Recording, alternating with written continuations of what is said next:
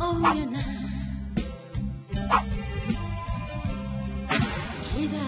기다려지네. 어저께 대통령께서 우리 청문회가 국회 청문회가 흠집 내기식 청문회라고 얘기를 했습니다. 이 검증을 갖고 국회 청문회가 시간 낭비를 하고 있는 것처럼 이제 더 이상 금쪽 같은 시간을 버릴 수 없다.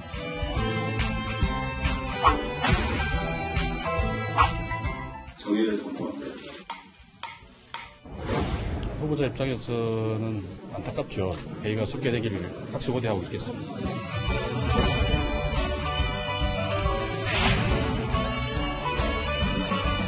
청문회에 참여하겠습니다.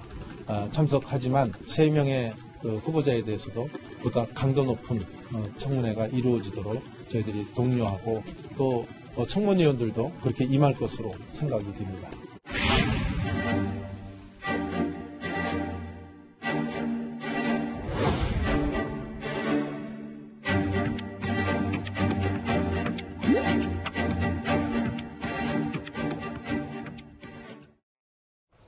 자, 유근영 기자. 일단 자유한국당 오전에 청문회는 불참을 했었는데 오후에 의원총회 이후에는 갑자기 참석하기로 입장을 바꿨어요. 그 주된 이유가 뭐였습니까? 왜 참석하기로 결정을 바꿨답니까?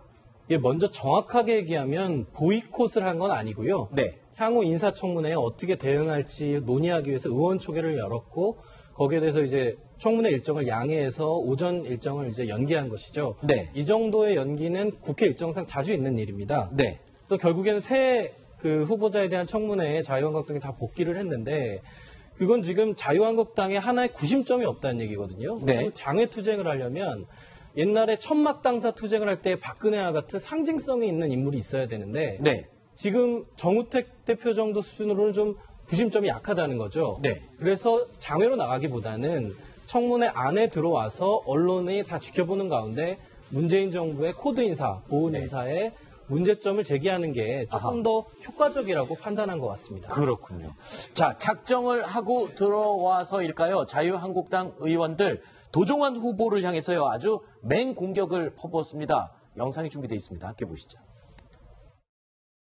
상당수의 의원들이 통일부의 후보자의 방북 관련 자료를 요구했지만 개인정보 보호 등을 이유로 자료 제출을 거부했습니다. 후보자가 지난 2001년 민족통일 대축전 참가를 이유로 방북한 후 조국통일 3대 헌장 기념탑을 방문하는 등 방북 행정에 문제가 많기 때문에 본인이 국회의원으로서 앉아있을 때는 자료 제출이 늦다고 질타하고 반대로 본인이 정부 측으로 가서는 이렇게 늦게 제출해서 이게 말이 되겠습니까? 말이 너무 다르다고 생각합니다. 낸 자료도 저는 참 부실하기 짝이 없다고 생각합니다. 업무 유관 개인으로부터 향응 또는 금품을 수사한 적이 있느냐? 이런 질문을 했습니다. 그런데 후보자는 공식적으로 밝히기 어렵다면서 양해를 구해달라고 답변을 했습니다. 이게 왜 공식적으로 밝히기 어려운지 그것도 이해가 가지 않고 네, 일단 도종환 후보자 자료 제출을 왜 안 한 겁니까? 네, 후보자들의 주된 이유인데요. 네. 개인정보 보호에 관한 것 네. 때문에 자료 제출을 못했다. 그러니까 연기를 하거나 그런 게 아니라 아예 공공기관의 정보 보호에 관한 법률에 개인정보 보호에 관한 이유로 거부했다. 이렇게 얘기를 했습니다. 그렇군요. 근데 이게 입장이 지금 과연 과거에 여당이었냐 야당이었냐 이런 입장에 따라서 내로남불이다라고 지금 똑같이 얘기를 하는 거죠. 근데 그거는 자유한국당이나 민주당이나 다 비슷한 상황 아닙니까 지금?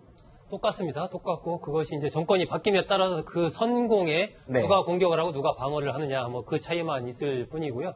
이게 과거의 경우를 한번 보면은 이 이제 국회의원들의 장관이나 총리로 인사청문회에 올라갔을 경우에 낙마한 사례가 하나도 없습니다. 제로입니다. 제로. 네. 2014년에 바른사회 시민회의가 발표한 자료를 보면 인사청문회가 도입된 게 2000년 아닙니까? 네. 그때까지 2014년까지 100명이 인사청문회 이제 무대에 올랐는데 그 중에 국회의원 출신이 26명이었거든요. 네. 26명 전원이 다 통과가 됐습니다. 네. 반대로 이제 국회의원 출신이 아닌 경우는 이제 74명 중에 14명이 낙마를 해서 한 20%는 낙마했거든요. 네. 그런 걸로 밀어본다면 이번에 현직 의원들에 대한 청문회 부분도 뭐 확실한 어떤 한방이 없었다 이런 평가도 나오지만 네. 결과적으로 나중에 봤을 때 뭐 통과될 확률이 굉장히 높지 않나 싶습니다. 네. 자, 그리고요, 오늘 민경욱 의원이 이런 주장을 했습니다. 유영민 미래장관 후보자가요, 미래부 장관 후보자가 노무현 전 대통령의 아들이죠. 노건호 씨와 아주 특별한 관계다라고 하면서 이런 주장을 했습니다. 영상 보시죠. 유영민 미래부 장관 내정자에 대해서 말씀드리겠습니다. 전형적인 보훈 인사이자 코드 인사고 회전문 인사입니다. 노무현 정부 시절 지난 2006년 6월 한국소프트웨어 진흥원 원장으로 취임했습니다. 여기에 그치지 않고 노무현 정부 시절에 명함에 이력을 다 넣을 수 없을 정도로 화려한 전성기를 누렸습니다. 노건호 씨가 대학 졸업한 이후인 2002년 7월 LG전자 IT 인프라팀에 입사를 했는데 당시 유영민 후보자가 LG전자 정보화 담당 상무였습니다. 노건호 씨의 멘토 역할을 했을 정도로 정말 각별하게 챙겼다고 합니다. 네, 민경욱 의원의 주장을 저희가 그림으로 정리를 해봤습니다. 노건호 씨, 노무현 전 대통령의 아들이 2002년도에 LG전자에 입사를 했는데 요 당시에 유영민 미래부 장관 후보자가 당시에 상무 자리에 있었다는 겁니다. 자, 거기까지는 팩트예요. 사실이기 때문에. 근데 그 뒤에 이제 붙인 말이 이겁니다. 멘토의 역할을 해줬다라고 얘기를 하는데 어떻습니까? 실제로 그렇게 가까운 사이인 것으로 확인이 되고 있습니까? 일단 같은 기간에 같은 회사에 있었다는 것까지는 사실인데 그렇죠. 과연 신입사원과 임원급이 얼마나 가깝게 소통을 했는지는 좀 미지수고요. 그럼 뭘 근거로 저렇게 친하게 지냈다고 얘기를 하는 겁니까? 하지만 2002년 당시에 이제 아무래도 노무현 대통령이 집권을 하는 과정에 있었고 네. 유력 정치인의 아들이기 때문에 네. 뭐 신경을 쓰지 않았겠느냐라는 네. 추측인 것 같고요. 제가 방송에 들어오기 전에 뭐 일부 친노 인사들 몇 분한테 물어봤습니다. 그랬더니 좀 지나친 끼워넣기가 아니냐라는 좀 해명을 하기도 사실은 했습니다. 네. 자, 그리고 이 조금 전에 박지원 대표와 이야기를 나눴던 부분이기도 한데 코드 인사 얘기입니다. 지금 이 추가 인선 결과에 대해서 코드 인사가 아니냐 이렇게 비판을 받고 있는데 어떻게 보십니까? 소조 국장께서는 코드 인사로 보이시나요? 전 정권이랑 비교했을 때 어떤가요? 뭐 그런 측면이 있죠, 지금. 이번에 전체적으로 지금까지 보면 장관급 임명된 사람이 17명 아닙니까? 네. 그중에 이제 김동연 부총리와 강경화 외교장관 후보자를 제외한 15명을 이른바 일종의 이제 친문 인사로 볼 수가 있고 그 15명 중에 10명이 문재인 캠프 출신이거든요. 네. 그러니까 이것은 상대적으로 비교했을 때 이 문재인 캠프 출신이 좀 너무 많은 것 아니냐. 충분히 그런 문제 제기가 좀 나올 만한 상황이다라고 보여지고요.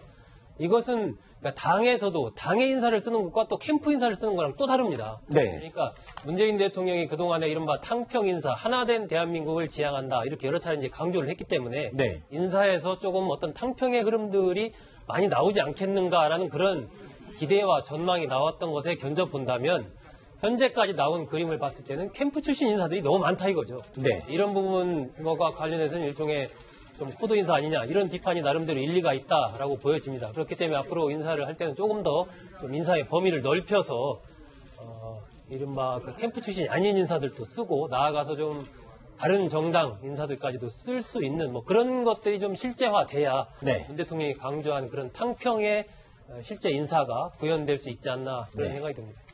그렇군요. 자, 그리고 또 코드 인사의 인물들 가운데 조명균 통일부 장관 후보자 얘기를 안 할 수가 없습니다. 이 2008년도 퇴직 후에 조용히 있기는 했었는데 당시에요. 이 대통령 남북정상회의로 폐기 공모 혐의로 기소가 되기도 했던 인물입니다. 그런데 당시에요. 기자회견을 통해서 노무현 전 대통령은 이 화의록 삭제를 지시하지 않았었다라면서 입장을 밝히기도 했는데 그 내용을 저희가 영상으로 준비했습니다. 함께 들어보시죠.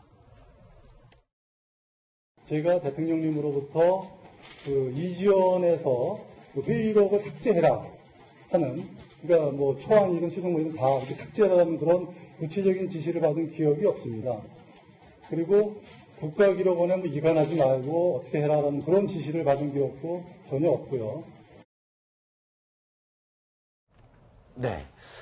소국장님, 이 조 후보자 같은 경우에는 아까 저희가 잠깐도 앞부분에 얘기를 했겠지만 이 남북 정상회담 이 2000년도부터 그 이후까지 계속 아주 중심에서 관여를 했던 인물이죠.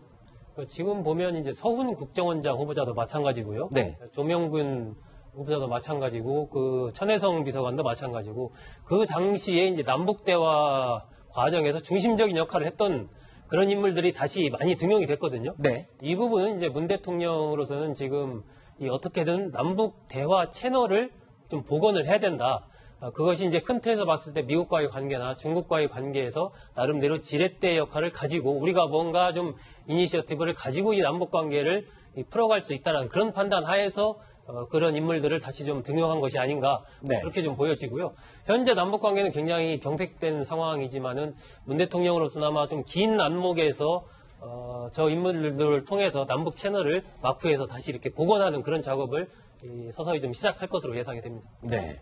자, 그런데요. 지금 이 외교 안보 라인을 보면 대북 인식이 어떻게 지금 자리 잡고 있는지 그걸 엿볼 수가 있거든요. 특히 자, 지금 조 후보자 같은 경우에는 지금 통일부 장관이 되면 개성공단 재개 여부까지 혹시 검토가 되는 게 아니냐 이런 얘기가 흘러나오고 있는데 어떤 이야기가 나오고 있습니까? 정치부 쪽에서는.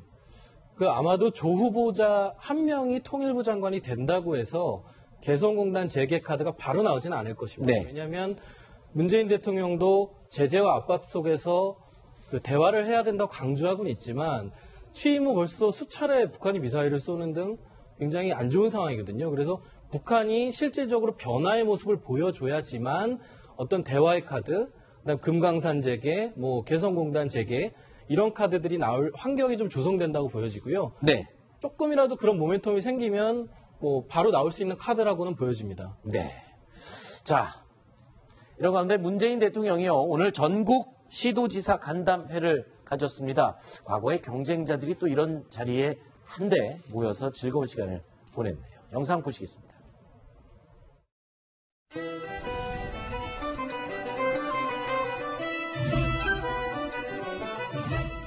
특히 우리 김기현 울산시장님과 또 최문순 강원지사님은 해외 방문 일정을 축소해서 급하게 귀국했다고 들었습니다. 그렇습니까? 예, 다들 반갑고 또 감사드립니다. 원래 제 공약은 아니고 우리 안희정 지사님의 공약이었는데 헌법의 지방 분권을 강화하는 그런 조항과 함께 제2국민회의를 신설할 수 있는 그런 헌법적인 근거를 마련하려고 합니다.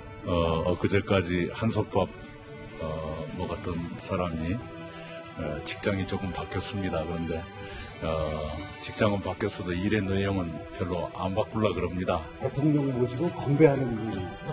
그래도 제가 임기가 끝나갔는데 여태 한 번도 못했습니다. 그래서 오늘 역대 가장 무능한 시도지사 협의회장으로 남을 뻔했는데 오늘 이렇게 인사 말씀을 올리게 돼서 그런 변화를 할 수 있게 됐습니다. 다시 한번 감사드립니다. 자, 조금 전에 대통령이 제2의 국무회의를 신설하겠다라고 언급을 했습니다. 이게 뭡니까? 제가 이제 지난 대선 때 안희정 충남도지사 마크맨을 했었는데 네네.